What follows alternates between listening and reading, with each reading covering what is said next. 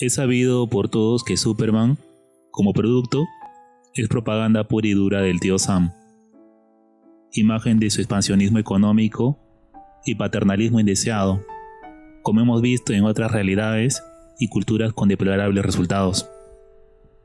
Superman Hijo Rojo, la animación, no es distinta en origen, pero es mucho peor. La razón la explicaré a continuación. Bienvenidos al lado oscuro. Hoy hablaremos de Superman Hijo Rojo. Comencemos. Cuando vi la animación de Superman Hijo Rojo, en realidad me gustó. Me pareció interesante el argumento, una idea creativa dentro del multiverso infinito de variaciones de sus productos, que trata de vender, ahora con poco éxito por su desgaste. Sin embargo, como dice el refrán, el diablo está en los detalles. Subestimé la maldad de las producciones progresistas. No me di cuenta de lo que habían hecho hasta que me tomé la molestia de revisar el original, el cómic. Pero vayamos en orden. Síntesis de la historia. Superman Hijo Rojo, película de animación de 2020, está basado en el cómic del mismo nombre del año 2003, creado por Mark Millar para DC Comics. La historia de Millar parte de una premisa interesante. ¿Qué pasaría si Superman hubiera crecido en la Unión Soviética? Esta sola modificación de la historia trae un sinnúmero de consecuencias que el autor aprovecha para contar en 3 números. La historia narrará cómo Superman llega a la Tierra en su nave, pero esta vez no cae en Kansas, Estados Unidos, sino en Ucrania, en una época en que el país está bajo la supervisión de la Unión Soviética. De esta forma vemos cómo se plantea la idea de buscar la igualdad social por parte del personaje, que lleva al extremo las medidas del país socialista. Pero por supuesto, como esto es propaganda, la instauración de la utopía soviética termina en fracaso. Millar, sin embargo, sobresale por las sutilezas y ambigüedad moral de los personajes. Superman Hijo Rojo, aún nacido como propaganda estadounidense, no es para nada panfletaria. El autor, es más, hace cuestionamientos al orden yanqui y su visión del gran hermano indeseado. El escritor en parte logra un equilibrio en tratar de escribir a un Superman marxista-estalinista. Por lo tanto, no estamos frente a un cómic en donde se describa el comunismo como el mal, ni al capitalismo como el bien. No es tan simple. La animación, por otro lado, tiene problemas de distinta clase. Análisis comparativos del cómic y la historia. Aspectos estructurales. La eliminación del final del cómic. La animación culmina con la victoria de los Estados Unidos, que ve cómo el Superman soviético muere y ellos celebran el triunfo de la democracia, con beso de los antagónicos incluido.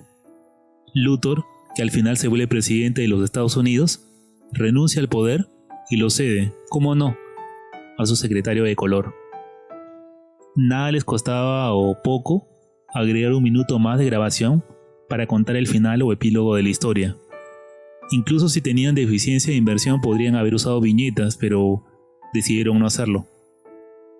El cómic termina, sin embargo, de forma diferente. Luthor se convierte en aquello que tanto criticaba a Superman. Gobierna todo de forma vitalicia.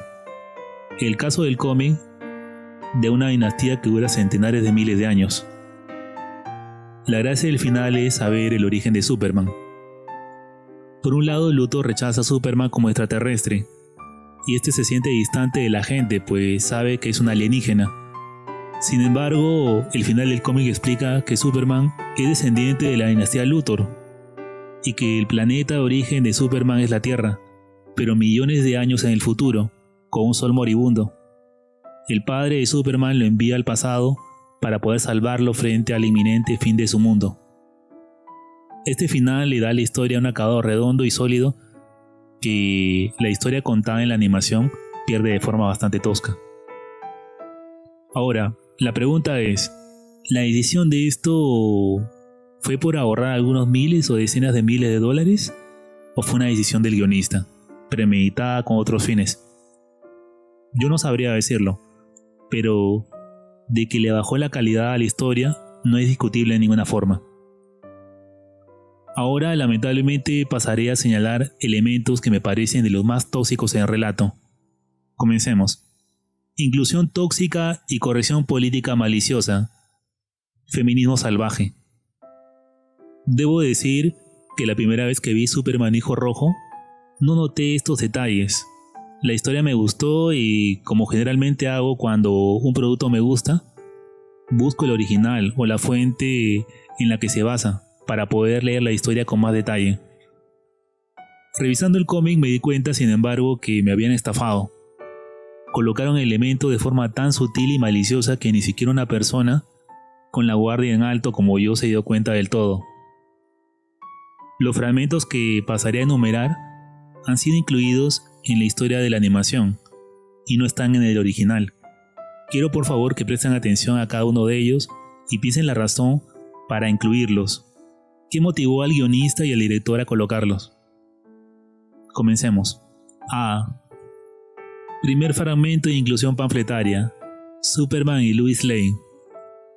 Superman habla de que quiere la paz con los hombres de otras naciones y ella le dice: ¿y qué hay de las mujeres? Una inclusión bastante torpe. ¿No saben gramática ni morfología de los guionistas? Lo dudo. Tranquilo, Ned. Piensa en la Biblia. Sagrada Biblia. B. Segunda inclusión de ideología panfletaria. Escena de cama entre la pareja Luthor y Lane.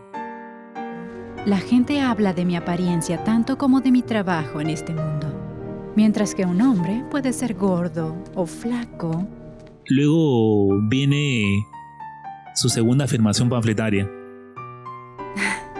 Como si quisiera terminar como una feliz ama de casa con una camada de irritantes mocosos. Esto es definitivamente contrario al cómic, donde la pareja no solo tiene un hijo, sino que forman una dinastía. C. Wonder Woman y Superman.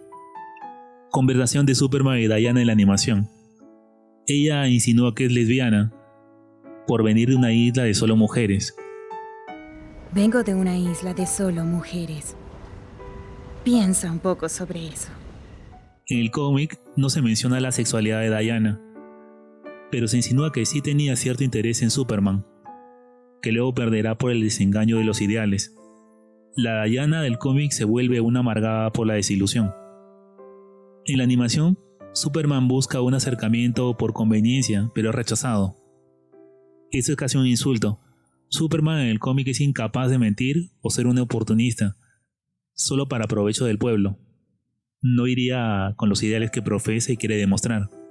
El de la animación es un convenido capaz de acostarse con alguien solo para lograr un aliado, un impresentable. 3. No hay nada de malo con divertirse con la pareja indicada. Y le dice que no necesita una. Otra diferencia. Un Superman asexual está fuera de discusión. Él muestra interés por una mujer de forma evidente. En el cómic, Lois Lane. Pero se modera pues ella estaba casada. D. Diana cuestiona los métodos. Wonder Woman cuestiona la tortura y cirugía cerebral como método de sometimiento. Le echa la culpa a la naturaleza de los hombres, que es violenta. ¿La naturaleza humana o la naturaleza de los hombres? Todos los hombres son malos por naturaleza. E. El Batman soviético. El Batman soviético es uno de los personajes que más me causan risa en la historia, principalmente por dos razones. Es un terrorista irracional y usa un estúpido gorrito siberiano. En sus atentados se da la diferencia. Mientras Superman no se preocupa por la ciudad y solo persiga a sus opositores, Diana salva a las víctimas. Esto es invención del guionista. Para el guionista las mujeres son incapaces de maldad alguna, son seres de luz y los hombres animales inferiores. F. Enfrentamiento final con Batman. Batman chantajea a Superman con hacerle daño a Wonder Woman y le tiende una trampa. Hay grandeza en su sacrificio. La animación se solaza con la humillación de Superman, golpe tras golpe, y el silencio cómplice de la amazona, impensable en el cómic, que es más sobrio. Parece como si la animación se divirtiera con eso. Ahora veamos algunas inclusiones. A. Otro discursito contra los hombres. Hombres. Todos son iguales al final. No está presente en el original. El destino de Batman también es irónico. Trabajar en la lavandería. Trabajarás en una lavandería de Moscú. Por supuesto, el murciélago prefiere suicidarse que lavar la ropa de Superman. Honestamente, todo lo referente a Batman dentro del cómic es lo más gracioso. B. Otro discurso más contra el hombre. Esto es lo que todos los hombres buscan al final. Y C. A ellas también nos dirigimos.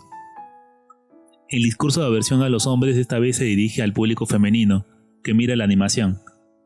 Y esto es lo que le pasa a las mujeres, que son tontas y confían en ellos. Es el tercer discurso de aversión a los hombres en boca del personaje. Simplemente increíble. Quien escribió estos parlamentos destila veneno puro contra los hombres en cada frase. De todas formas, esto no acaba. Continuemos. La traición de Wonder Woman. La diferencia: en el cómic los Linternas Verdes atacan a Superman con la ayuda de las Amazonas. Wonder Woman, ya enemistada con el Hombre de Acero, comanda a las mujeres guerreras contra él y es derrotada. En la animación, la corrección política de los productores les impide mostrar a una mujer poderosa golpeada por un hombre blanco. Por lo tanto, ella derrota a Superman y se va. Esto es sacado de la imaginación del guionista, por supuesto. Y bien, otro discurso de desprecio hacia los hombres. Solo eres un simple hombre patético. Increíble, ¿esto lo ven los niños? Lo que me preocupa es que esta gente les está metiendo en la cabeza que se avergüencen de ser hombres, que serlo es algo malo, que todos son violentos y que si se da lo contrario será una excepción. Pero por favor continuemos. En el cómic se ve lo sucio de las tácticas de los defensores de la libertad. Sueltan a los villanos para acabar con el debilitado Superman, pero también son derrotados. Y esto nos lleva al antagonista, Luthor. En la animación escuchamos las palabras finales besatraseras de Luthor a su mujer, sin la cual no hubiera logrado nada. Cosa que este personaje no dijo jamás en el cómic, ya que era un narcisista. Además que Luis no le ayuda a pensar en nada. Concluyendo con esto, podemos decir que todos los fragmentos que he mencionado solo tienen una finalidad: crear aversión u odio a los hombres. ¿A quién se le ocurrió incluir estos fragmentos de rechazo a los hombres en la historia y con qué fin? No sabría decirlo. Alguien me podría argumentar que quizás no fue a propósito, si no lo hicieron mientras modificaban el guión, pero lamentablemente tengo que romper su ilusión. Un guión se trabaja con meses de anticipación. Los que han incluido estos diálogos y oraciones lo han hecho a propósito. Un guión tiene líneas y páginas limitadas. Si se han basado en un cómic, con más razón. No hay líneas sobrantes o de relleno. Cada una ha sido puesta allí con un objetivo. Lo digo porque, mi estimado espectador, esta obra la van a ver sus hijos y hermanos, y ni siquiera se van a dar cuenta del veneno que les están colocando. Yo no me di cuenta hasta que lo analicé. A esto solo lo puedo llamar malicia pura, por no usar otro término. Finalmente terminemos con el punto de diferencia más importante de la historia: Superman. El Superman soviético del cómic es fiel al personaje original del universo DC. Un Superman que se niega a matar y busca convencer a sus enemigos. En la confrontación con Stalin, por ejemplo, Superman desea que la brecha entre sus ideales y la realidad desaparezca. Ciertas personas deben morir para que él pueda funcionar, dice Stalin. Superman entonces lo mata. Completamente diferente a la versión del cómic, en donde el Hombre de Acero se niega de forma irreductible a matar. De hecho, no mata a nadie en todo el cómic. Se niega a derramar sangre así sea de enemigos. Matar implicaría la negación de sus ideales, de buscar la igualdad y demostrar que su sistema funciona. Ahora salvaré al mundo, dice Superman mientras llora lágrima de cocodrilo. En la animación, por supuesto. Segundo encuentro con Lois Lane. Ella cuestiona al héroe con sofismas y sospechas. Aquí también se da la descarada propaganda yankee. Estados Unidos ya es el protector del mundo libre, un baluarte de libertad e igualdad.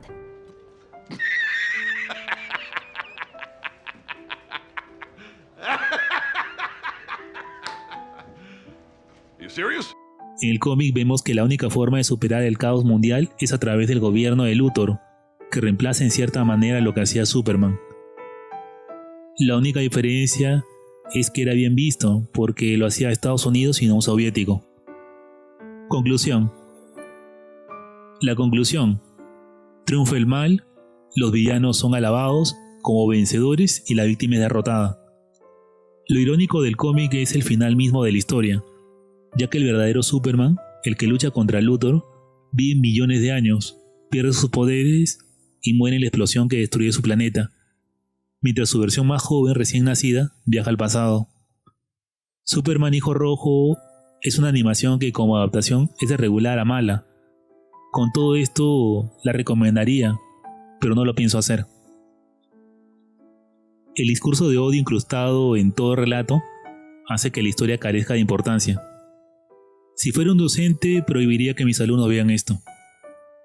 Si fuera padre, no dejaría que mis hijos la vieran, por su nivel de odio tóxico hacia los hombres.